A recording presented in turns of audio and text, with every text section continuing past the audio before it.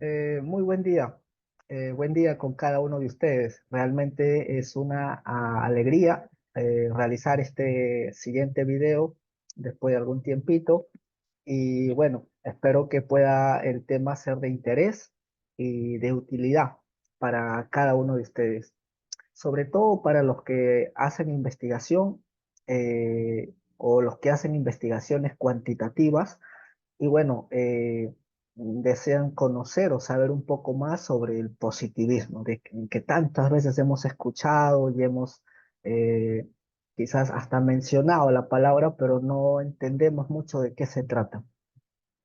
Bien, para ir empezando, ¿no? A grandes rasgos, el positivismo en realidad es una corriente filosófica, es una forma de poder entender o de abordar un conocimiento.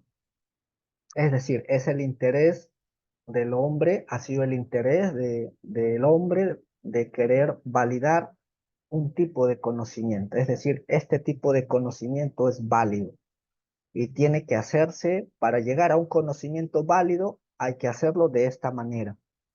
En pocas palabras, de eso se trata el positivismo. Sin embargo, hay que decir que el positivismo que surge más o menos en el siglo XIX, eh, no fue ahí donde se inicia el interés del hombre por el conocimiento. El hombre desde siglos atrás ya tenía interés en un conocimiento verdadero. Podemos retroceder hasta la época de los jonios, allá en la antigua Grecia. Ellos ya estaban interesados en un conocimiento real y verdadero.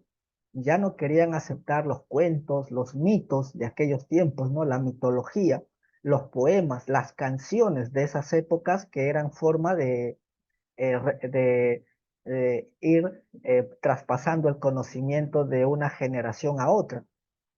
Esa era la forma en la época de la Grecia antigua, o en la época, en las primeras épocas de la civilización, allá por el siglo VI antes de Cristo.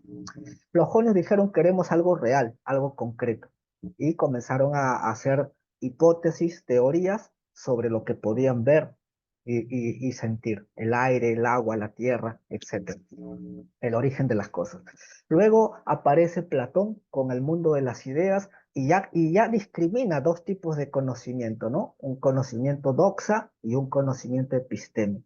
Un conocimiento que era superior y un conocimiento que era inferior, que era ordinario o cotidiano. Ya entonces Platón trataba de demostrarnos que todos los conocimientos no eran iguales, habían conocimientos superiores y otros inferiores. Luego viene Aristóteles y ya él trata de darle una metodología más estructurada a cómo obtener conocimiento. Por eso se puede considerar que Aristóteles podría ser el primer metodólogo científico, ya que él con su método inductivo de observar y luego reflexionar sobre la observación y de esa manera se podía obtener un conocimiento, logró establecer una forma de obtener propiamente el conocimiento. Luego aparecen la verificación con Galileo Galilei, eh, agregó a la metodología de Aristóteles algo más, ¿no? No solo hay que mirar, observar y pensar, también hay que verificarlo en los hechos, como lo hizo Galileo Galilei con su telescopio. Luego aparece el empirismo, aparece el empirismo con David Hume, con John Locke, el racionalismo de René Descartes, y allá por el siglo finales, en mediados del siglo XIX, aparece la figura de Auguste Comte con el positivismo. Ya les dije, una forma entonces de poder obtener un conocimiento verdadero, un conocimiento útil. Hay que mencionar que Auguste Comte fue discípulo, Auguste Comte fue discípulo de Saint-Simon. Saint-Simon fue su maestro, Auguste Comte fue francés de nacimiento y su maestro Saint-Simon creía que todo en el mundo se regía por medio de leyes. En la física ya se había dado crédito a ello, en la química se estaba dando crédito a ello y faltaba establecer leyes en el mundo social. Esas ideas las absorbe Auguste Comte.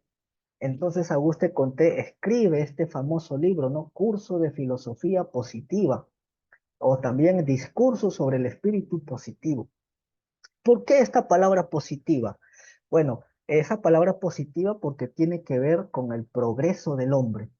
Como tiene que ver con el progreso de la humanidad, esta corriente positivista, por ello el nombre de positivo o positivismo, ¿no? Progreso o mejora del ser humano.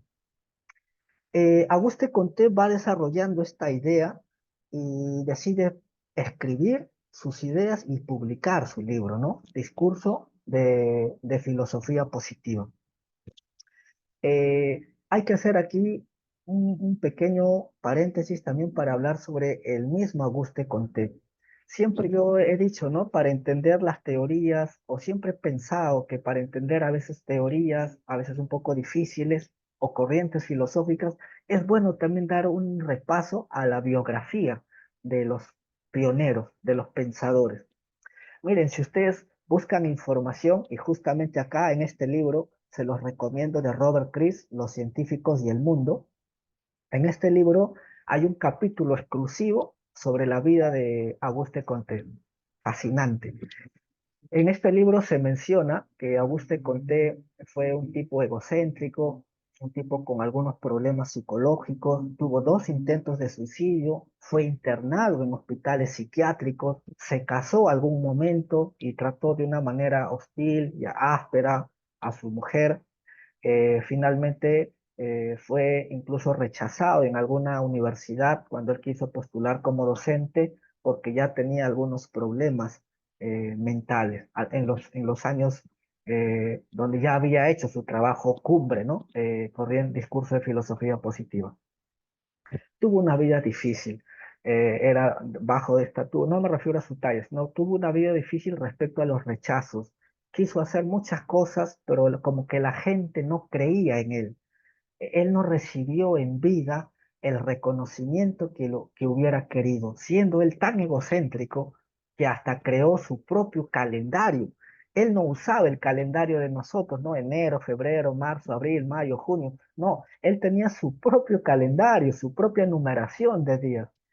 Y eso fue lo que hizo que el resto de la gente lo comience a mirar de una manera distante al gran Auguste Comte. Por eso le decía, tuvo una vida difícil, la vida fue un poco ingrata quizás con él, y además él era egocéntrico y lo cual hacía las cosas más difíciles. Finalmente, de sus problemas mentales, tuvo también problemas en su salud física, enfermó de cáncer al estómago y finalmente falleció.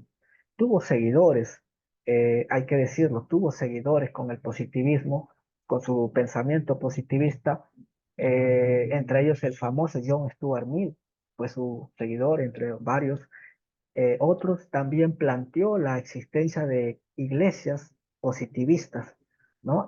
Tanto era su convicción de que el positivismo iba a ayudar a la humanidad, tanto creía él que el positivismo iba a ser de utilidad para el mundo, para el ser humano, que él dijo, hay que hacer iglesias, y yo voy a ser el primer sacerdote de esta iglesia. Y en verdad existen hasta hoy como a manera de museo en algunos países como Brasil y en Francia, algunas iglesias todavía positivistas, fundadas por Auguste Comte. Interesante, ¿no? Para que con la idea de que Comte hacía esto, con la idea de que el positivismo trascienda de generación en generación. Bueno, se los recomiendo, por cierto, el libro de Discurso de Filosofía Positiva y el libro Los científicos del mundo de Robert Chris. Muy, muy, muy buenos libros. Pero, ¿en qué consiste? ¿En qué consiste el libro que escribe Auguste Comte? Bueno, en una primera parte, Auguste Comte manifiesta que el hombre ha pasado por tres etapas en su evolución de pensamiento, ha tenido tres etapas. En su primera etapa está el hombre teológico. El hombre teológico es aquel que cree en varios dioses o es aquel hombre que después cree en un solo Dios. El hombre politeísta, el hombre monoteísta, ese hombre es teológico. Y de hecho, ¿no? En el pensamiento de Comte, ese hombre todavía está en la primera fase. O sea, en el pensamiento de Comte, todo hombre religioso le falta mucho para todavía llegar a ser científico, al pensamiento positivista, le falta mucho. Luego de esa primera fase de la humanidad, Comte dice, viene la etapa del hombre metafísico. En esta etapa, el hombre ya no cree en Dios. El hombre ahora cree en sus pensamientos, en sus teorías, en sus ideas, pero es muy abstracto. No se basa todavía en la realidad, ¿no? Eso es lo que critica Comte de los filósofos, ¿no? Son muy abstractos, muy teóricos, pero nada para la realidad, nada para útil, no, ningún producto útil para la vida real. Entonces, ese es el hombre metafísico. Y luego viene la tercera etapa y última etapa del hombre, que es el hombre positivo o el hombre científico. Este hombre positivo ya va a la vida, a la práctica, ya no teoriza, ya no cree en Dios, ya no teoriza, más bien va a la práctica. Explora la naturaleza, explora el mundo y trata de descubrir leyes, establece leyes todas en beneficio del hombre. O sea, es muy práctica, ¿no? Pero vamos a ver ahora que no solamente eso, ¿no? El hombre positivo trata de, básicamente, de establecer leyes, no solo como había sucedido en la física y en la química, sino también establecer leyes en el mundo social. Por eso que algunos consideran a Auguste Comte el padre también de la sociología sin haber sido él sociólogo, lo consideran el padre de la sociología porque él quería establecer, él planteaba que había que descubrir leyes en el mundo social, en el mundo de la subjetividad, había que establecer leyes, algo que hasta hoy todavía no se consigue, ¿no? Las leyes del mundo social. Básicamente, ¿cuál es la estructura de pensamiento de Auguste Comte? ¿En qué consiste el positivismo? Bueno, primero que el conocimiento proviene no de las ideas, no de la imaginación, no del pensamiento, no. El conocimiento proviene de lo que observo en la naturaleza, de lo que observo en el mundo, de ahí proviene el conocimiento, de lo que puedo ver, escuchar, sentir de lo sensible, ¿no? De lo sensible, de ahí proviene de lo que puedo tocar, de ahí proviene el conocimiento, decía Conte, como primer principio. Segundo, el conocimiento es objetivo, por lo cual podemos medirla y contarla. Y por ello, ¿no? Que el positivismo es el sustento epistemológico de las investigaciones cuantitativas. Acá los que hemos hecho tesis, ¿no? Los que hemos hecho tesis para la licenciatura, para la maestría, para el doctorado, hay que hacer, hacemos investigaciones cuantitativas y siempre como sustento, a veces no lo sabemos mucho, ¿no? Pero utilizamos, ¿no? Sustento epistemológico, positivismo, pero ¿qué es el positivismo? Entonces acá podemos darnos cuenta que el positivismo plantea que la realidad la podemos medir, la realidad la podemos representar, la podemos medir, incluso la podemos manipular, la podemos verificar. Justamente la tercera, ¿no? Los resultados pueden ser contrastados mediante el número de eventos favorables. Es decir, hago un experimento la primera vez y me resulta bien. Lo vuelvo a hacer por segunda vez y me resulta bien. Por tercera vez, bueno, acá hemos descubierto una ley, porque cada vez que hago A, sale B. ¿No? Entonces, eh, que el producto siempre salga el mismo luego de que yo hago el proceso A y me genera el proceso B, entonces estoy descubriendo o estoy estableciendo una nueva ley. De eso se trata básicamente el positivismo. No puedo, entonces, en pocas palabras, el conocimiento es viene del observable, además puedo la realidad, la puedo medir, el constructo, la variable, ¿no? Que utilizamos en las tesis, en los artículos, ¿no? El constructo, la variable de estudio, la puedo manipular o la puedo medir, la puedo observar, ¿no? Eso es el sustento epistemológico de la metodología cuantitativa, ¿no? El positivismo. Y eso es lo que decía Auguste Comte. Y además que puedo hacerla cuantas veces quiera, porque ya se estableció una ley. Y las leyes no fallan, ¿no? Las leyes que se han establecido son leyes, no fallan. Entonces, básicamente ese era el pensamiento positivista y por ello el positivismo es el sustento epistemológico de las investigaciones cuantitativas, porque siempre miden, siempre quieren capturar la realidad, esa partecita de la realidad, ¿no? Eh, vamos a decir la ansiedad, la depresión, vamos a decir problemas de aprendizaje, todos esos constructos se los miden y hay muchos, en fin, miles, ¿no? Miles de constructos que hasta hoy se han ido trabajando, investigando, todas ellas bajo el sustento epistemológico del positivismo. Sin embargo, vamos a ver que el positivismo eh, el positivismo ha recibido críticas. Si bien es cierto, estuvo en su apogeo allá por el siglo XIX, por el siglo XX, estuvo en su apogeo, también ya comenzaron a surgir voces, pensadores, de que comenzaron a criticar de que el positivismo quizás estaba siendo un poco limitado y no estaba abarcando a toda la realidad. Para empezar, acá he puesto con número uno, está influencia negativa en la sociedad. Y miren, hay un artículo y se los invito a ustedes para que lo puedan descargar. Está fácil de descargar, es del profesor Víctor Hugo Martel Vidal, filósofo y psicólogo de profesión. Él habla, a su artículo a su artículo lo titula La miseria del positivismo y habla cómo el positivismo ha influenciado incluso en nuestra vida cotidiana, cómo el positivismo está en las instituciones públicas, se ha acentuado en la universidad, en el hospital, en los servicios de atención al público, en todos lados está el positivismo. Pero ustedes dirán, pero ¿cómo? ¿Qué tiene que ver el positivismo? Les invito a leer y está muy sencillo, no está tan difícil de entender, está en palabras sencillas lo que propone el profesor Víctor Hugo Martel respecto al positivismo en nuestra sociedad. Eso es en el campo social, pero académicamente, en el campo de la investigación, ¿cuáles son las críticas que se le hace al positivismo? La pregunta es, lo pongo en forma de pregunta, ¿no? ¿Es realmente posible capturar toda la realidad? El positivismo plantea que sí podemos capturar la realidad y podemos medirla, ¿no? Medimos la variable, medimos el constructo, pero la pregunta ¿es posible medirla?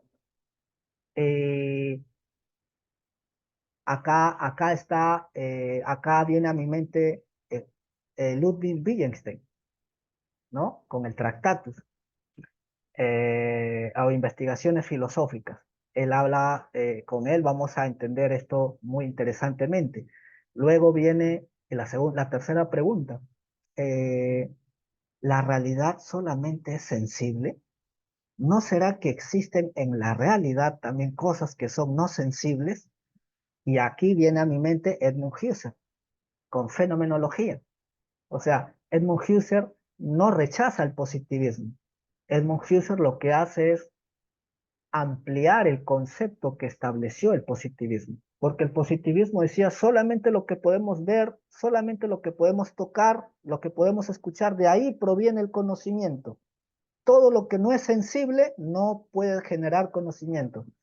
Ah, pero y nuestras emociones y no sé, la justicia que es parte de nuestra realidad, el amor, que es parte de nuestra realidad, los misterios, que son parte de nuestra realidad, tantas cosas que no son sensibles, la ley de la gravedad, tantas cosas, el mundo microscópico, el mundo macroscópico, o sea, tantas realidades que no son sensibles, entonces no las consideramos existen, cada vez se van descubriendo más realidades. Fíjense que ustedes que hace siglos atrás no existían realidades como el mundo microscópico, el mundo macroscópico, el mundo de la subjetividad que hoy todavía se discute, ¿no? El mundo de la subjetividad también es otra realidad. La subjetividad del ser humano es otra realidad innegable, pero el positivismo solo quiere una realidad sensible. Por eso la pregunta, ¿existe solo una realidad? o existen también otras realidades, y ahí sí entonces quedaría limitado el concepto o la propuesta positivista. Por ello, las investigaciones cualitativas, ¿no? Siempre se ha hablado de investigaciones cuantitativas, pero por ello la importancia de las investigaciones quali. Las investigaciones cualitativas justamente pretenden llegar a esa realidad que no ha podido llegar las investigaciones cuantitativas con el positivismo. La cuarta y última pregunta, el método exitoso de las ciencias duras, esto es importante, ¿es también aplicable en las ciencias sociales? Auguste Comte planteaba que todas las disciplinas científicas debían tener un solo método, las que él había propuesto, ¿no? En base a lo observable, establecer leyes y que sean de utilidad para la humanidad. Pero en el mundo social podemos aplicar las mismas metodologías que utiliza la física, que utiliza la química, las matemáticas, podemos utilizar los mismos métodos en el mundo de la subjetividad de los seres humanos, en el mundo social. En realidad se ha hecho eso. Muchas investigaciones en psicología, muchas investigaciones en sociología se han hecho investigando con el método de la física, la metodología cuantitativa con la epistemología positivista. Pero ya hoy es muy fuerte, ¿no? Hay muchas voces, hay muchos pensadores, muchos epistemólogos que afirman que eh, el campo de las ciencias sociales necesita otro método, porque el método cuantitativo puede tener sus limitaciones, ¿no? Entonces, esto lo vamos a hablar más adelante con más detalles sobre metodologías cualitativas, ¿no? Que abordan justamente, llegan a lo no sensible. Con el positivismo llegamos al todo lo sensible, pero con investigaciones cualitativas podemos llegar a lo no sensible, pero sabemos lo no sensible, pero que es parte de la realidad, es parte de nuestro mundo, es parte de nuestra realidad. Los sentimientos, la justicia, el odio, la ley de la gravedad, incluso los razonamientos, bueno, tantas cosas, tantas cosas. Incluso en el lenguaje. En el lenguaje también, en una oración, hay frases que son sensibles. Fácilmente ubico dice, la mesa, la pelota está debajo de la mesa. Bueno, la pelota, la mesa, es sensible, lo puedo ver. Sé que ahí está la pelota y ahí está la mesa. Pero las demás palabras también existen. Bueno, este es un tema muy amplio. Espero que lo que hemos mencionado haya servido para que ustedes puedan quedarse con alguna idea sobre lo que es el positivismo. He tratado de ser breve, quería hacerlo en menos tiempo. En realidad nos hemos extendido, pero era necesario. Espero que les haya sido claro, se haya entendido. Si les ha gustado este video, les invito a darle like y a suscribirse, que nos va a ser de mucha utilidad. Hasta un siguiente video. Cuídense mucho.